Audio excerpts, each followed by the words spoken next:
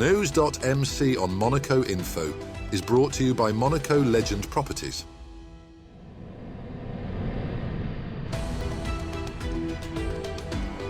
Bringing you news on Monaco's economy, culture, sports and more.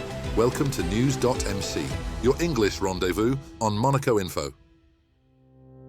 Coming up on NEWS.MC, discover past week's top stories and meet the people who make Monaco. My name is Marguerite Boffa, founder of Ballet Arte Jazz Monaco, and you are watching NEWS.MC on Monaco Info. What's been making headline in the past week? His Serene Highness Prince Albert II inaugurated Delphine's house in Annot, Alpes-de-Haute-Provence on July the 16th, a new residential facility for adults with disabilities supported by the Monaco Disease Power Association. Designed as a shared home with educational support, the residence accommodates up to 10 residents while encouraging independence and integration within the local community. Funded with support from the association's foundation, the project provides an important solution for Monegasque families seeking long-term care beyond the Principality. During the visit, Prince Albert II also met residents and staff at nearby Amélie's house. Delphine's house currently welcomes 5 residents with further admissions planned.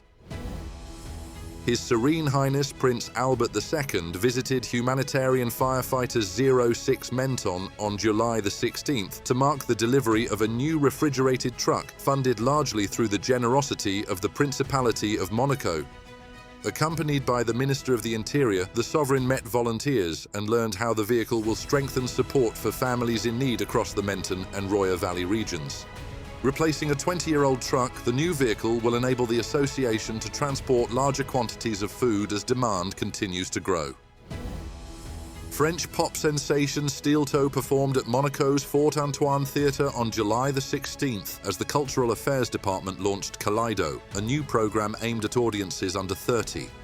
Visiting the Principality for the first time, the singer said she had fallen in love with Monaco and hoped to return.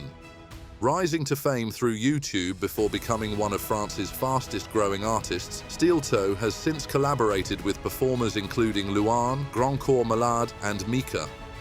Recently crowned female revelation at the 2025 Victoire de la Musique, she also joins the upcoming season of The Voice Kids. His Serene Highness Prince Albert II visited the Tour de France on July the 17th during its longest stage between Dole and Belfort, continuing a tradition spanning more than 30 years. The Sovereign met Tour director Christian Prudhomme and praised the race's unique atmosphere while also reflecting on Tadej Pogačar's remarkable dominance in this year's competition. During the visit, Prince Albert II highlighted Monaco's historic links with the Belfort region before looking ahead to the Vuelta a España, which begins in the Principality on August 22nd. Monaco will become the only city-state to have hosted the Grand Départ of cycling's 3 Grand Tours. The Sovereign also expressed his hope that Monaco's Victor Langelotti will line up for the race and showcase the Principality on home roads. The 77th Monaco Red Cross Gala on July the 18th brought together glamour and generosity in support of one of the Principality's most important charitable organizations. Their Serene Highnesses, Prince Albert II and Princess Charlene officially opened the evening with a dance to Barry White's I've Got So Much to Give before welcoming guests, including Camille Gottlieb as President and Vice President of the Monaco Red Cross. The gala featured the world premiere of Soul, a new Monte Carlo Société des Bains de Mer production celebrating African-American music alongside a charity raffle. Monaco's under-18 Rugby Sevens team secured promotion to Europe's top division after finishing as a runners-up at the European Trophy Tournament in Budapest on July the 20th. The silver medal caps a remarkable season for the Monegasque Rugby Federation and follows last year's Trophy 2 title. The success follows the senior team's historic 4th-place finish in the European Championship, underlining Monaco's growing strength in Rugby Sevens. A restored version of The Wedding of Monaco, the 1956 documentary chronicling the marriage of Prince Rainier III and Grace Kelly, was screened in the Court of Honour of the Prince's Palace on July 20th, 70 years after the royal wedding captivated the world. The restoration followed the discovery of 83 boxes of original film reels and previously unseen outtakes, painstakingly preserved over 2 years by the Prince's Palace, the Audiovisual Institute of Monaco, and specialist laboratories in Europe. The audience also enjoyed never-before-seen footage, while the restored English-language version will be screened again on July 25th and throughout August at Monaco's open-air cinema. Monaco and Slovenia celebrated 20 years of diplomatic relations on July the 22nd, with a series of events in Ljubljana highlighting shared priorities and future cooperation. Around 200 guests attended the anniversary ceremony, where Monaco was represented by Minister Celine Caron-Dagioni alongside senior Slovenian ministers. The programme included a performance by the Little Singers of Monaco and discussions on sustainable development, innovation, tourism and environmental protection. A key outcome was the signing of a memorandum of understanding between the Monaco Economic Board and its Slovenian counterpart to strengthen business links. Representatives from Monaco Tech, Monaco Invest, the Prince Albert II Foundation and other organisations also took part. Next up, our exclusive interview with the personalities making the Principality. My name is Marguerite Boffa. I was born in Monaco and raised and always been here. I study here. My first school was the École des Revoirs. After I went to Collège Charles III and Lycée Albert I. I started dance at 9 because I have a poor health, and I have the chance to start at the Academy of Princess Grace de Monaco. For me, it was a very good start. I was super timid, and when Marika Bmezovradova wanted me to go a little bit more intensive with my dance, I refused.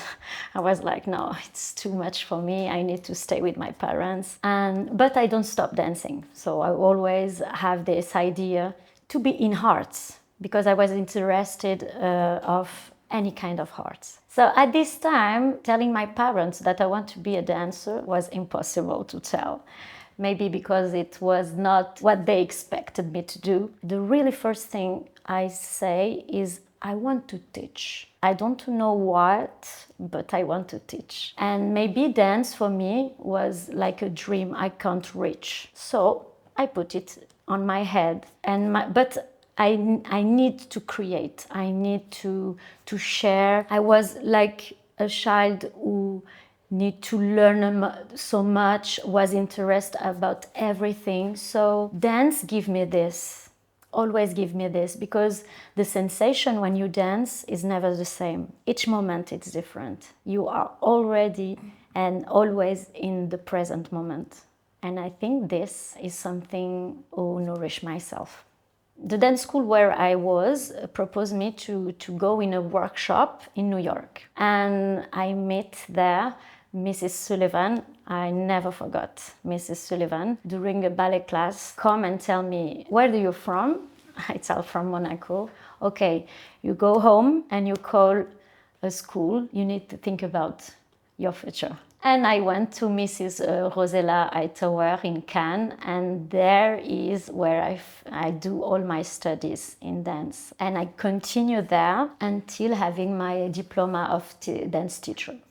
So I start with ballet too. I create during 15 years a big competition, so le Concours International de Monaco, and we receive so many schools from all Europe. And so the students of Monaco who was with me, always little group, because I need to take time to take care of them and support them. I open their mind, I show them what dance can be aboard.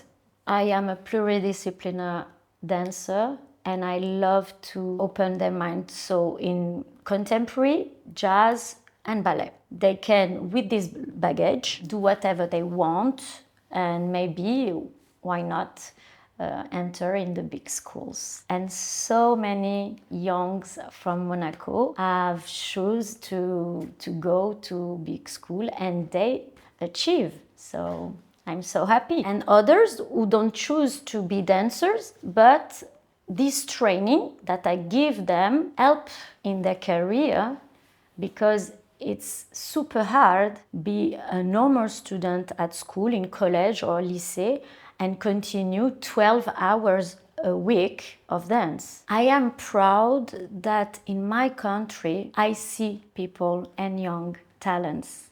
I am proud of helping, because we are like in a bubble, and I am proud of telling them, you know, if you work, you can. And sometimes life is like this. You can change your mind and change opportunity, and maybe you will have 4-3 works different. But if you have a fiber in arts, it's a gift. So I am proud to help them. Really, that's what I'm made for. I love to help people.